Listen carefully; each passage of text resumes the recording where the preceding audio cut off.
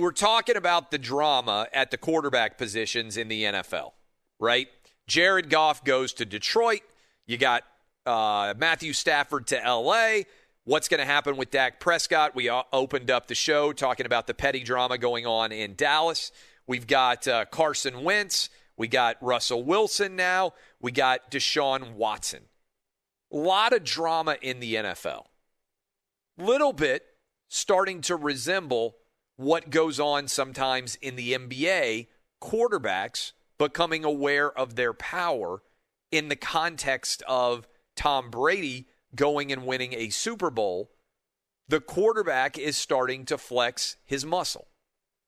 And unlike in past seasons where quarterbacks might be willing to just sit and lose and continue to stay with the same franchise, it appears, and I understand it, if you are a Russell Wilson or a Matthew Stafford or a Deshaun Watson, maybe a Carson Wentz, you're looking around Dak Prescott and you're saying to yourself, wait a minute. These guys are making decisions on the future of the franchise and they're not consulting me very much.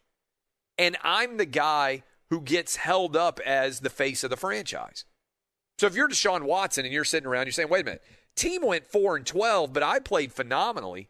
Reason this team went 4-12 had nothing to do with my play. It had to do with all the decisions these guys made off the field. So if I'm going to be held responsible for the results on the field, shouldn't you let me be involved in some way in the decisions that are being made on the field? And really what we're discussing is the power of who gets to make decisions. And I can talk to you about this in a fairly interesting way, I think, because it really, to me, epitomizes the difference between being an owner and being an employee. And I'm both right now. On the one hand, I own OutKick. OutKick has grown into a big business. I'm having to learn how to be involved in managing talent other than just me.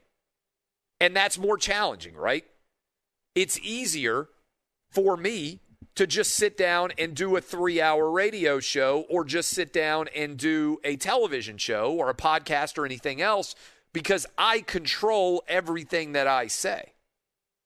But with OutKick now growing like it has, we have a lot of different employees.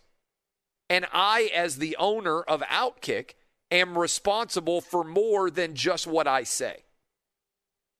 Simultaneously, I'm an employee of iHeart.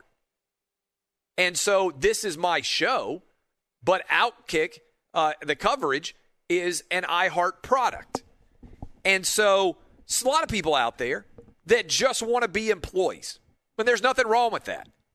If you get a check and all you have to do is cash that check and you like your job, you're really only responsible for yourself. Even if you're a manager, you're really only responsible for yourself if you're an employee. The whole company is not your responsibility. But what happens when you are being judged as if you're responsible for everything and you don't feel like you're being consulted in what's going on? Let me give you an example. I'm going to take a step back. All of the content that goes on at OutKick on our website on a daily basis, we had 20 million readers. I tell people, ultimately, I'm the one who gets judged for it. Nobody else gets judged for OutKick content. The writers themselves, maybe, but ultimately, if people get upset, they come back and they're mad at me. That's different than if I'm on the radio with Fox Sports Radio. If Colin Cowherd says something or Doug Gottlieb or Dan Patrick on their shows, all of you out there are like, that's not Clay Travis's responsibility. He's not the one who is in charge of their show. They talk about things they like, and Clay's in charge of what happens on his show. But what if I got judged for everything that happened on Fox Sports Radio all day long, and I was the guy who was getting judged for that, and I had no say at all in everybody else that I was working with? I can see how that could be frustrating, right? If I'm upset now with somebody that we employ at OutKick, that's my responsibility. I have the ability to adjust on the fly and make a change. But if I'm Deshaun Watson, or I'm Russell Wilson, or I'm Dak Prescott, or I am, let's just toss it out there, Matthew Stafford or Jared Goff, the quarterback gets all the blame, oftentimes all the credit. But when you are losing, the quarterback gets all the blame. And what all of these guys have in common is they're not winning at the level that they think they should be winning at. And so, how do you balance out who gets to make the decisions? Typically, think about it. There's often power struggles inside of NFL franchises, but usually players aren't involved there. Where do those power struggles typically happen? GM, head coach. Why sometimes do head coaches also want to be GMs or have the authority above their GM? Because they're like, wait a minute, I'm on the field coaching this team on a day-to-day basis. I'm only as good as the players that I have. It's tough to be a head coach and a GM. You have to wear a lot of different hats, and you have to be good at a variety of different persuasions and skills. But it's a lot tougher if you aren't able to make all the decisions yourself if you're going to be judged on things. Let me give you an example. College football, there's no GM. The head coach is the dictator of college football. Nick Saban is the most powerful coach in college football because he wins, but also because he makes all of the decisions that matter at a high level. Who are we going to offer scholarships to? Is this guy good enough to play for us? What's going to happen on the sideline during a game? How is our practice facility going to be built? All of these things, theoretically, Nick Saban can be involved in.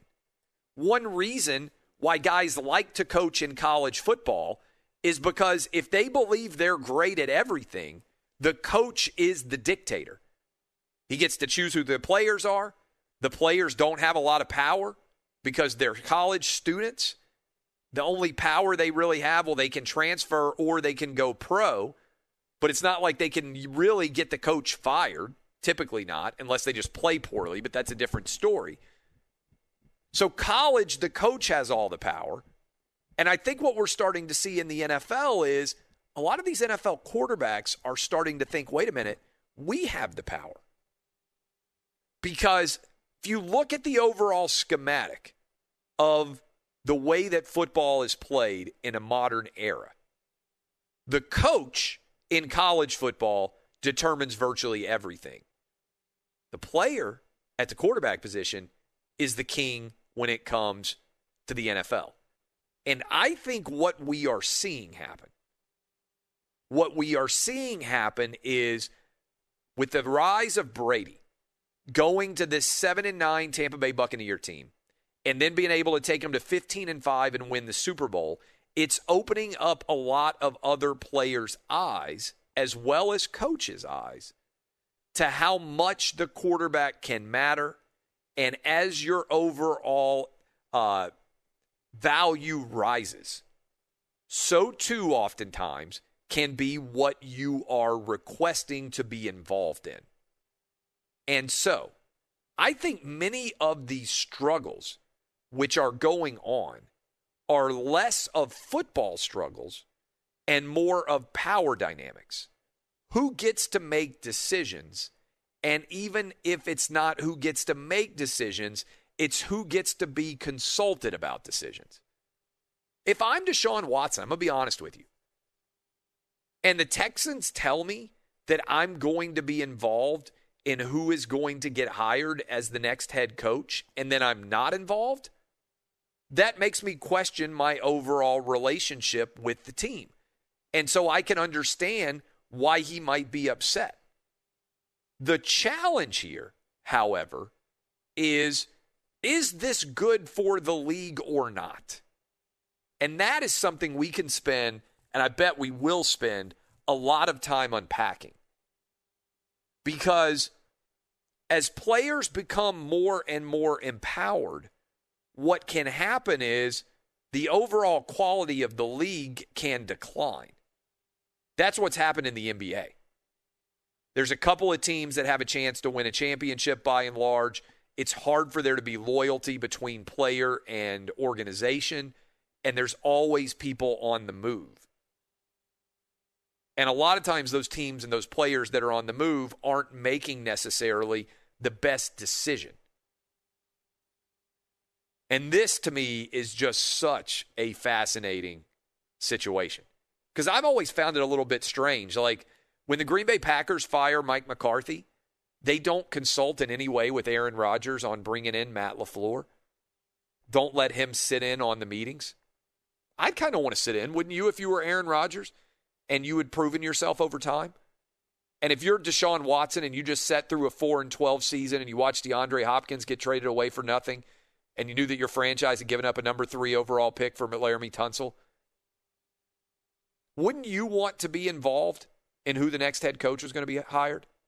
I'm a little bit less sympathetic to Russell Wilson because he's already won a Super Bowl and because Pete Carroll, by all intents and purposes, seems to be a really high-end player coach. But I can understand Matthew Stafford. I can understand Deshaun Watson. I can understand why Dak Prescott might not be that pleased with the overall direction of the Dallas Cowboy franchise and also the way he's being treated. Just want you to think about it a little bit. There's definitely some drama here, and I'm not sure how it's going to be resolved, but I think it ultimately all comes down to power. I think that's the overall overriding story before all is said and done.